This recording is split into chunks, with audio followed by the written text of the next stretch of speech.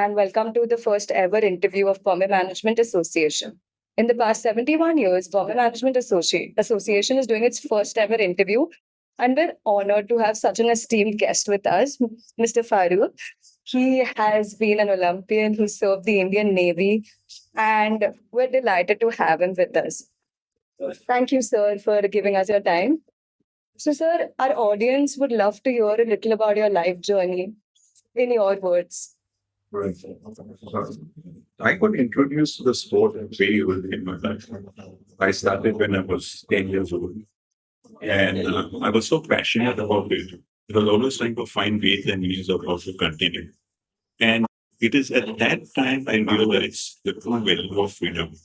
Because I would look around and I would look at people and I would say that, look, most of the people are trading their time to make the money, right? And if I have to continue this sport, I will find a way around it where I have both time and money available to me so that I can continue the process. So I was very fortunate that I joined the National Defense Academy, then graduated from there, joined the Indian Navy. So again, very grateful to the Indian Navy because they saw my talent and they saw my passion and they're ready to, give me the freedom. Since we're talking about the Independence Day now, freedom is so essential so that you can pursue your passion. And from there was no looking back because I went on to do this for 4 decades. Lovely. I did 3 Asian Games and 8 Olympics, various World Championships, and ultimately ended up winning 5 World Championship medals for India. I won 2 golds and 3 bronze, 5 Asian Games medals. Okay, 1 gold, 3 silvers, and 2 silvers and 2 bronze, and 8 Asian Champions. So a total of 18 Indian World Championships, Asian Games, and Asian Championship medals That's amazing. for the country. Now, during this whole process, each of these medals have their own struggle, and each of them have their own struggle. Some struggles are greater than the others. Okay, but there was one thing amongst all these medals that was that the dream to win was bigger than the fear of losing. Okay, this is what most people don't understand. That if you want to have longevity in anything, you must never be afraid to lose. And if you are afraid of losing, you're never winning. So there was just no looking back. I was completely passionate about it. Just everything possible. Every day we would ask ourselves a question: that what am I doing today that I deserve the medal in extra? So what we should use is to adopt this simple principle of success. And the first principle of success, which will be shocking to most people, is that you have to lie to yourself. Okay. So let us assume that you are preparing for the 1986 Asian Games. So when the previous Asian Games finishes, 82 Asian Games finishes, you start saying, I'm 1986 Asian Games gold medalist. You must not say that I will try to win or I'm trying to win. You've already, laid it down that I am 1986 Asian Games gold medalist. So that is a complete lie, right? Because by 82, we're not. You can never use the first principle of success without using the second principle of success. And the second principle of success is never lie to yourself. So if you win, then it wasn't a lie. Yeah. That is how you force your mind and your subconscious mind to keep looking for solutions that you never thought were possible. You don't let the failure come inside your head. Yeah. We don't worry about failure. I was never worried, about losing. And to just give you one simple example, 1982, I did my first Asian Games. People didn't expect us to do, anything great. Nobody believed in us. But the important thing was that we believe in ourselves. So we said that, look, if we're going to put in our time and effort, might as well go for the gold medal. Okay. And ultimately, after a lot of the story is too long for this interview, but we ended up winning the gold. We didn't realize at that time how significant this achievement was because Till date, it has been the only gold medal won by India in sailing at the Asian Games. Correct. Congratulations on that. So, and after that, it was like one after the other, one games after the other, and we go prepare. And every night ask ourselves a question: what did we do better today that we deserve this gold? What are we going to do better tomorrow that we deserve this gold? So it's every night asking the same question. And take fast forward the story. When I was in 2010, 50 years of age, I was doing my A-Nation games. And I would ask myself, okay, what tactics have I developed today? Okay, which nobody else has developed. And then once I would get the answer, okay, this is the new tactics, I would come down and say that what would be the counter tactics to that? And then I would ask, okay, what would be the counter tactics to that? Till I would, basically fall off to sleep. So it takes a little bit of, passion. I always say that passion alone will never be sufficient to win. It's important. It's never. It's only when you combine passion with obsession, you will manage. That's a lovely thought, and I think today's youth should understand this thought. They can conquer anything they want. So now moving forward to our actual theme, which is the meaning of freedom. Now you've served the Indian Navy. You've also represented India at the Olympics, the Asian Games, 18 medals. So what is freedom for you? Freedom should never ever be taken for granted. Freedom is not cheap, and you got to learn to fight for it.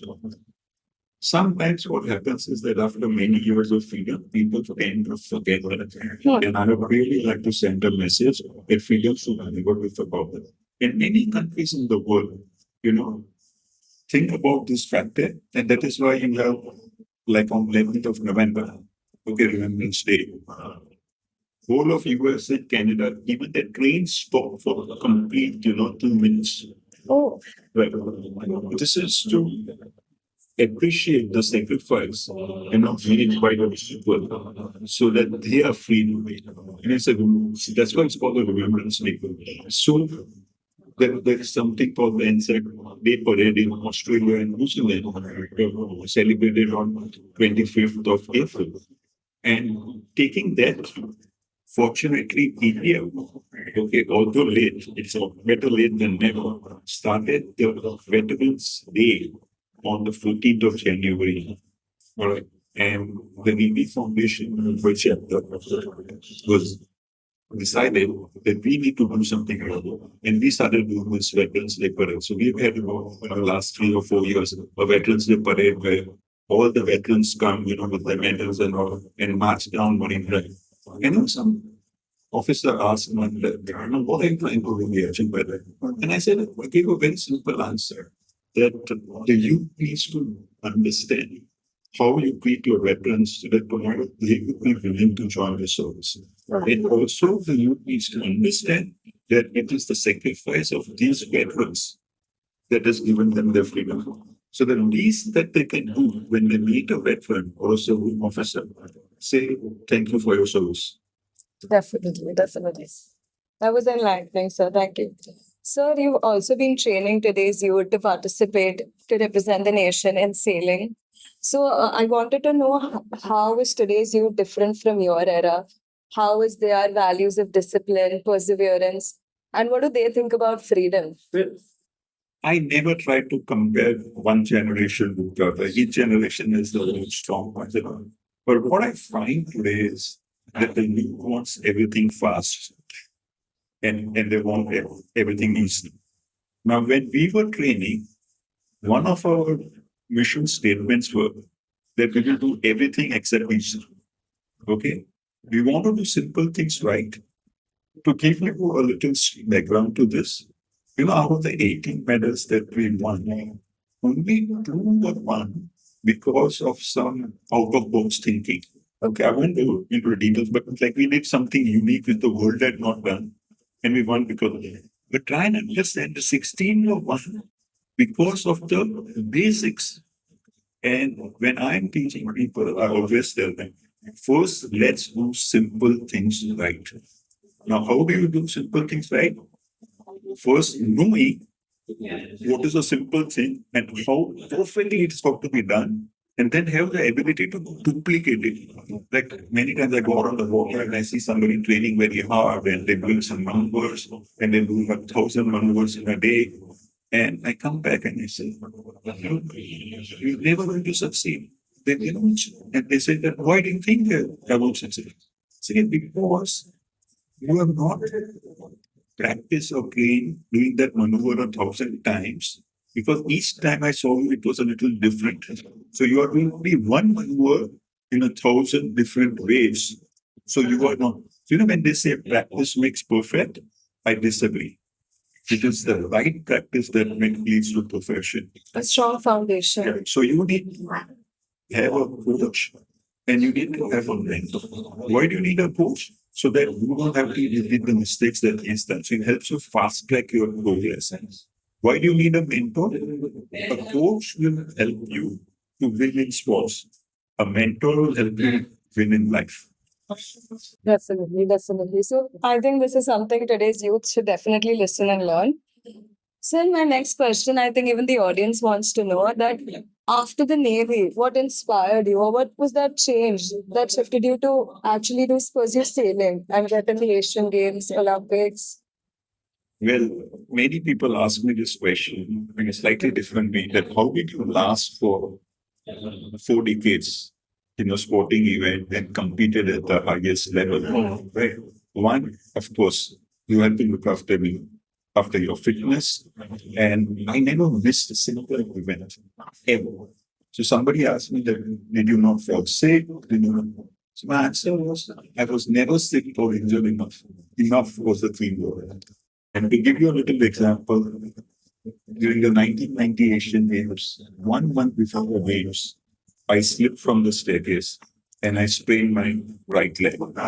And the doctor said that I couldn't even walk. Since the legs were so that the foot had actually to be cut out. That got jammed over there. The doctor said, no, you can't walk on your crutches, and I'm going to put this thing, a cast.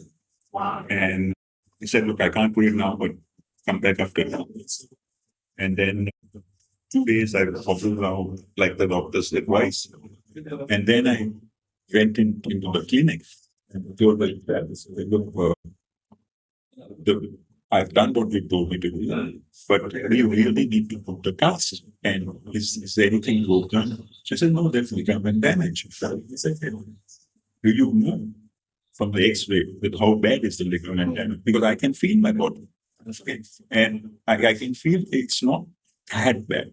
Okay, it's bad, but not that bad because 5 years ago I'd fallen down and it was worse than this. And he said, Mama, so you tried to twist my foot and he thought I was just trying to be tough. He said, no, before you put the cast, let us see whether it's serious. I said, okay. Whoa. And I just got off the bed and I walked around the table and everybody started laughing and he said, no, get out of here. All right. And I said, I'm not going to even bandage it. It's not required to bandage it, but you got to be very careful. So for 1 month, I was like a little baby. I knew that even a small pebble stone can ruin everything. So I was like very careful, very focused.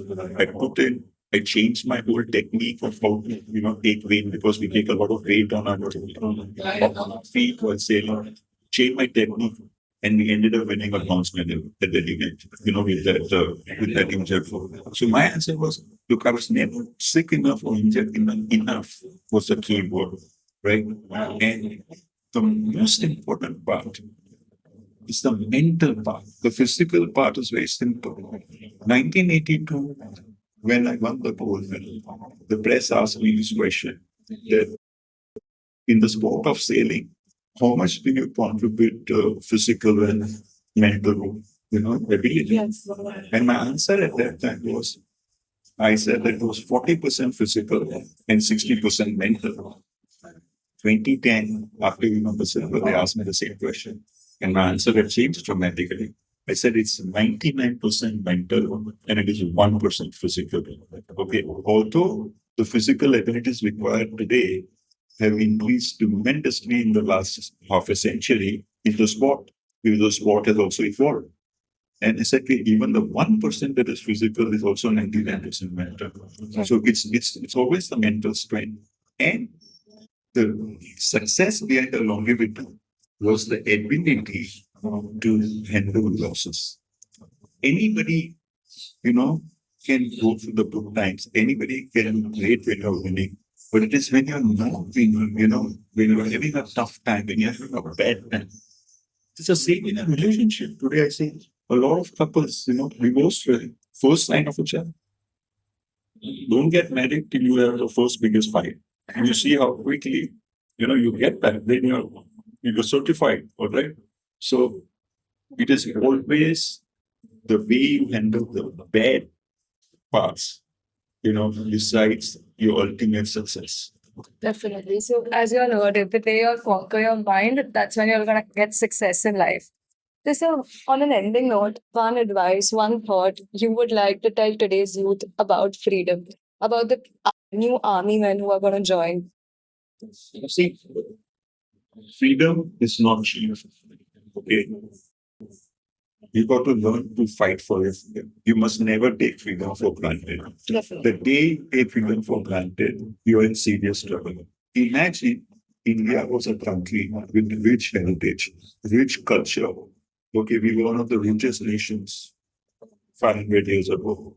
Correct. And what happened? Can you ever imagine an East India company, a company ruling a country for 100 years? I mean, this seriously should be an eye opener to people. Never take freedom for granted. Fight for your freedom. Dream big. Okay, dreams are free. Right?